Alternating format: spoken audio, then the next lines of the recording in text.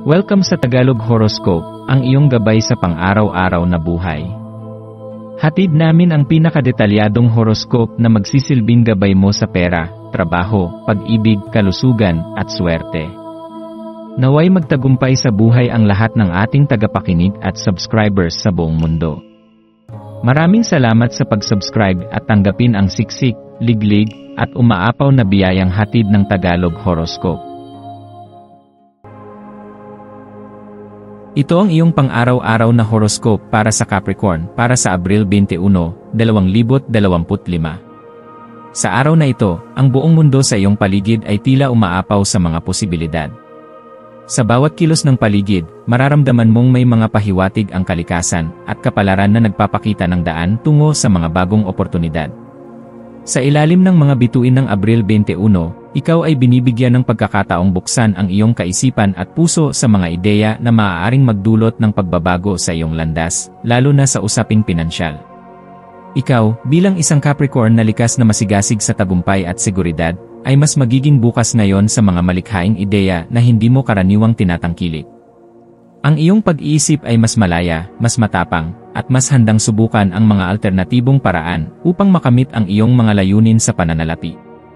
Hindi mo na lamang hinahanap ang sigurado, kundi ikaw ay handang magsaliksik at tumuklas ng mas malalim na mga posibilidad na maaaring akmang-akma sa tunay mong mga adhikain sa buhay.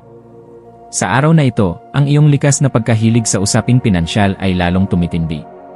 Ang enerhiya ngayon ay nagpapahiwatig ng malinaw na koneksyon sa pagitan ng iyong panloob na damdamin at ng mga praktikal na hakbang na kailangang gawin.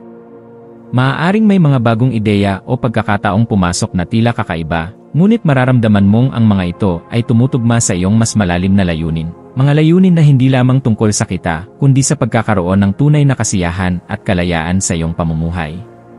Ipinapayo sa iyo na pakinggan mo ang bulong ng iyong puso at hayaang ang iyong instincts ang magbigay ng direksyon.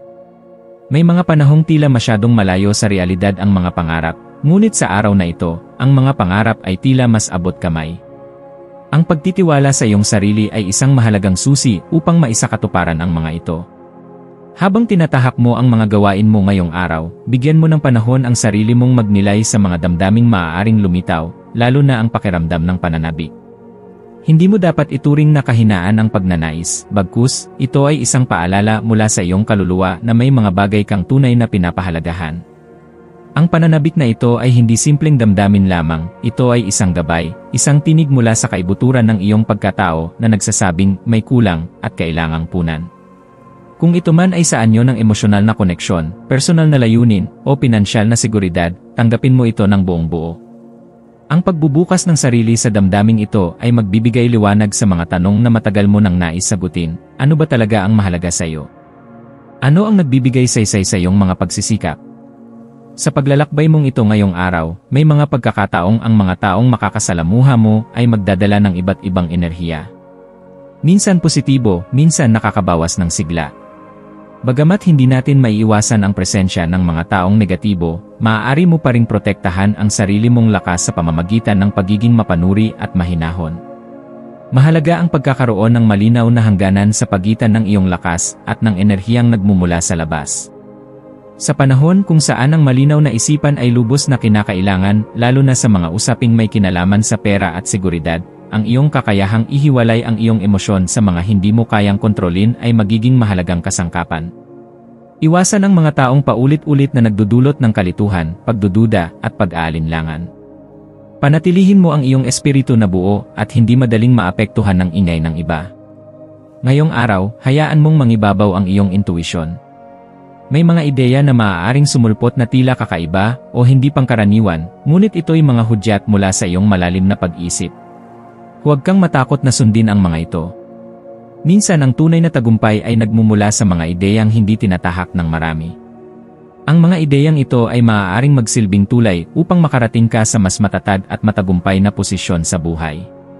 Tandaan mong hindi kailangang maging perpekto agad ang bawat plano, ang mahalaga ay magsimula. Minsan sa simpleng paglalakad, natutuklasan natin ang mga lihim na pintuan patungo sa isang mas maliwanag na kinabukasan. Ang araw na ito ay maaaring maging simula ng bagong kabanata ng iyong buhay kung saan ang iyong tiwala sa sarili ay magsisilbing ilaw ng iyong landas. Para sa maswerteng araw, ang iyong maswerteng kulay ay asul, ang kulay ng katahimikan, katapatan, at kalinawan ng isipan. Magsuot ng damit na may asul o gamitin ito sa iyong paligid upang mapanatili ang balanse sa iyong emosyon at desisyon. Ang iyong mga maswerteng numero ay 7, 11, at 24, mga numerong sumisimbolo ng panibagong simula, karunungan, at pangmatagalang tagumpay. Maaari mong gamitin ang mga numerong ito bilang gabay sa mga desisyon sa negosyo o personal na ugnayan. Ang maswerteng gawain mo ngayong araw ay ang pagsusulat. Maaari mong isulat ang iyong mga layunin, pangarap, o kahit ang iyong mga damdamin. Sa pamamagitan ng pagsusulat, mas magiging malinaw ang iyong direksyon at intensyon. Isa rin itong makapangyarihang paraan upang mailabas mo ang bigat ng iyong kalooban at magbigay ng espasyo sa bago at positibong enerhiya. Sa pagtatapos ng araw na ito, maglaan ng panahon upang pagnilayan ang mga ginawa mong hakbang. Kahit gaano pa ito kaliit o kalaki, bawat kilos ay may dalang kahulugan. Ang pagharap mo sa araw na ito na may bukas na isipan at bukas na damdamin ay isang tagumpay na hindi matatawaran. Hindi madaling harapin ang mga damdamin ng pananabik, pagdududa, at pag-asa, ngunit ikaw ay matatag na harapin ito ng buong tapang. Magsilbing inspirasyon ang araw na ito upang ipagpatuloy ang paglalakbay mo sa landas ng pagtuklas, tagumpay, at kapayapaan.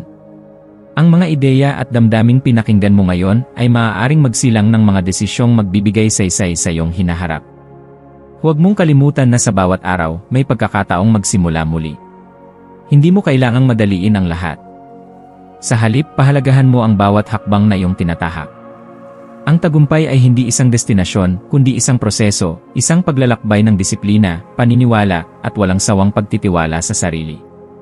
Sa paglalim ng gabi, yakapin mo ang katahimikan at ang karunungang dala ng araw. Isara ang iyong mga mata na may pasasalamat at buksan ang puso para sa mas malalalim na pangarap. Ang kinabukasan mo ay magaan kung ikaw ay matutong makinig hindi lamang sa mundo, kundi sa iyong sariling tinig.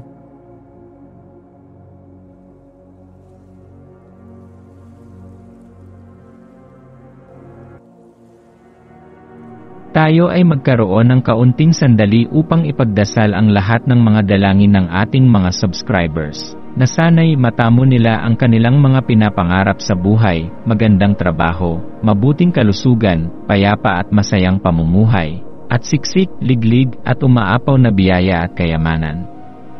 Ipinagdarasal namin ng mataimtim ang lahat ng mga komento sa nakaraang video, at hinihiling namin, Panginoon, na pagpalain mo ang ating mga subscribers ng masayang buhay sa mundong ibabaw.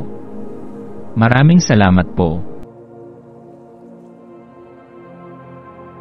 Maaari kayong mag-subscribe sa aming channel na Daily Prayer, kung saan nag-a-upload kami ng pang-araw-araw na Catholic Gospel Readings, Reflections, at Daily Rosary Reading para sa lahat ng misteryo ng araw. Tulungan ninyo kaming buuin ang community na ito at mag-subscribe na. Ang link ay nasa description box.